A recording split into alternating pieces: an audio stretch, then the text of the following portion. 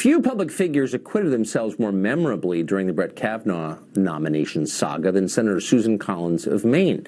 She didn't stage a public therapy session like Jeff Flake did or embarrass herself. Instead, at the critical moment, she delivered not so much a defense of Brett Kavanaugh, but a defense of the presumption of innocence and basic fairness, bedrock American institutions. For doing that, the left, which long liked her, now despises her and wants to see her punished.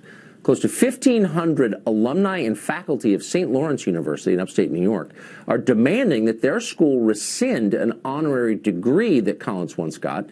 They say that Collins, quote, lacks integrity for the crime of failing to automatically believe Christine Ford.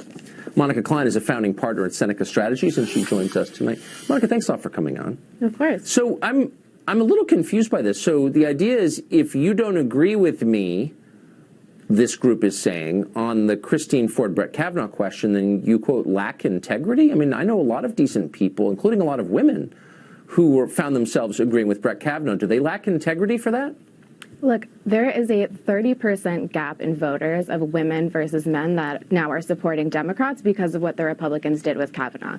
Susan Collins does lack integrity. She lacks integrity because she voted to support the nomination of a Supreme Court justice who is clearly a sexual predator. She didn't believe Christine Blasey Ford, despite the fact that she was incredibly credible, and she didn't support a real FBI investigation. Instead, it was just 1 week, and they refused to listen to half of the people who tried to come forward.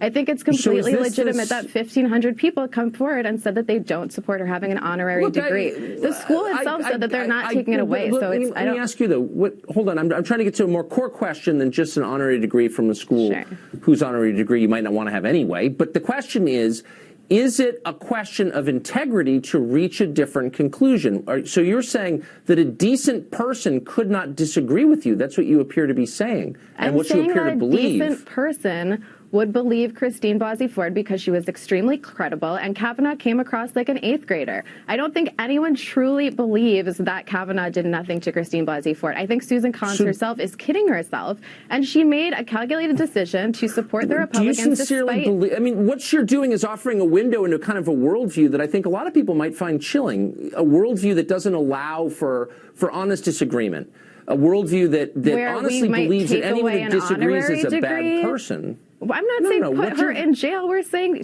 they can take away her honorary degree if they want. And the college itself said that they're not taking it away, so what's the problem? I don't think you're following this. Look, I don't care about the degree or the school. Who'd want an honorary degree? What I care about is whether we allow for the possibility that people who disagree with us are good people who have integrity, but who are reaching different conclusions from ours. And you, like a lot of the robots I deal with on the left, seem to have decided this is a theological debate where the other side is evil and you're virtuous. And I'm just giving you one more chance to explain that that's not true. Did I say that Susan Collins was evil? You said she lacked integrity. She was a bad person. She had no integrity, which is the core of human goodness. I said she lacks integrity. I believe that. She voted for a Supreme Court nominee who's a clear sexual predator without allowing for a real investigation. I think that lacks integrity. But these are subjective. Who taught you this? Like, where did you? Was there a time in your life when you believed that, like, decent people with integrity could disagree? When did you change? I'm asking that. Why can't you just disagree with me on this? I think that she lacks integrity, and you don't. No, but you're missing it. I can disagree with you. I don't think you lack integrity for having a different view than I. You think anyone who disagrees with you, I guess including me. Maybe we just disagree on the word integrity. I don't think she has it. Integrity means honesty, decency. I don't think she has honesty or decency. I don't think Brett Kavanaugh does either. And I think it's ridiculous that she confirmed him for the Supreme Court. And I think she will be voted out because women are extremely frustrated with Susan Collins right now because she supported a sexual predator. Every woman feels that way, and you don't speak for all women, just so you know. Okay, Monica. Thank you for mansplaining that to me. I'm not mansplaining. I'm saying something that's obviously true. There is a 30% gap in between Democrats and Republicans. The fact that women are supporting Democrats 30% more because the Republican Party is offending women. People disagree with. Okay. Thanks a lot, Monica. Good to see you tonight. Nice to talk to you. Tammy Bruce is a radio host and president of Independent Women's Voice, and she joins us tonight. I'm not going to, quote, mansplain any of this to you, Tammy. No, whatever that means. I mean, I guess what bothers me here is what I just said bothered me, which is the idea that you see all the time on the left that if you disagree, you must be a bad person. That's a Stalinist assumption. It's scary. I can't believe people who believe that live in this country. What is this? Yeah, look, and her explanation also changed during the interview. I mean, the fact is, she was saying that Susan Collins was evil because Susan Collins was clearly supporting a sexual predator. And if you knowingly support a sexual predator, then you're evil. And then, ironically, though, Tucker, she then complains that why can't we just disagree? That's your point. That's exactly your point in this segment. Exactly, some of us just simply will have a different point of view in what's going on, and yet what the left is doing, whether they clothe themselves as feminists or not, is pushing the argument that if you disagree with them, something is inherently wrong with you. It's like Kanye West being declared as mentally ill, that if you disagree with her point of view, you're evil or you support things that are horrible for society. This is what they need to move, because they can't have arguments with us based on the details of the issues. And your exchange with her proved that. And I hope Americans will watch it. How do we get here, though? So if you're dealing with people who honestly think that they are saved and you are fallen, they are virtuous, you are sinful, there's no possibility of agreement, is there? Well, there isn't. And you notice, of course, that this is, of course, hopefully for modern religion, they've moved away from that. But this is very middle-age religion-like for the left. This is a middle-age framework where people were burned at the stake, where heads were cut off, where if you moved a little bit away from the orthodoxy, you were going to be declared a heathen or something else. This is now turning into a religion.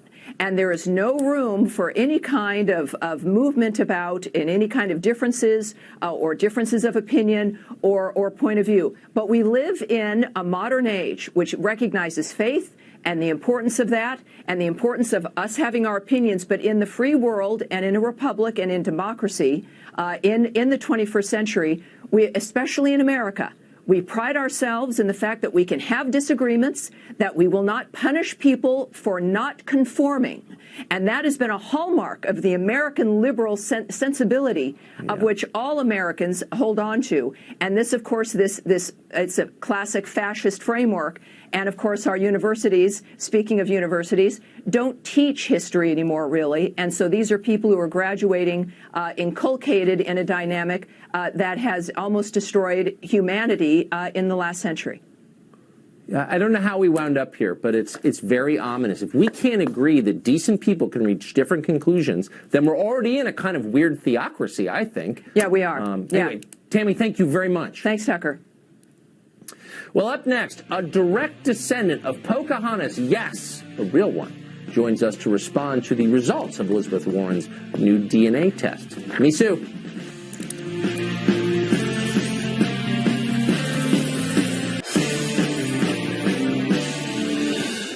I respect Senator Warren as a U.S. Senator, but I just wish she'd take the DNA test.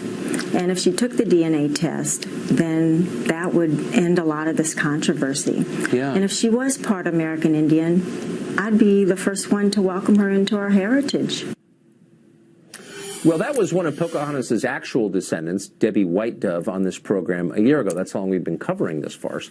Well, Elizabeth Warren has taken a DNA test, though not from a universally recognized lab, and it reveals that she may have had a Native American ancestor, though that ancestor might not be from North America and could be as many as 10 generations back. Now, that's so far back, it's not impossible that her most recent Native ancestor is literally Pocahontas. And that question made us think it could be time to speak to Debbie White Dove again. She rejoins us tonight. Debbie, it's great to see you tonight. Now, you've watched Elizabeth Warren once again put herself at the head of the #MeToo movement and come out with this DNA test, which you called for. Now that we have the results, what's your response? Well, first of all, I'm so glad she ended up taking one. And it did prove that she wasn't the Cherokee Indian that she's been claiming to be for so long. Well, so how did that make you feel as a descendant of Pocahontas? I mean, cultural appropriation is often in the news. Do you think she's guilty of it? Well, I think she's guilty of claiming she's been American Indian, but had no proof. and then using it to for applications for college, for political reasons. And that was all wrong that she did that this whole time. When you see that Harvard Law School listed her as its first faculty member, female faculty member of color, when she clearly isn't, how do you feel?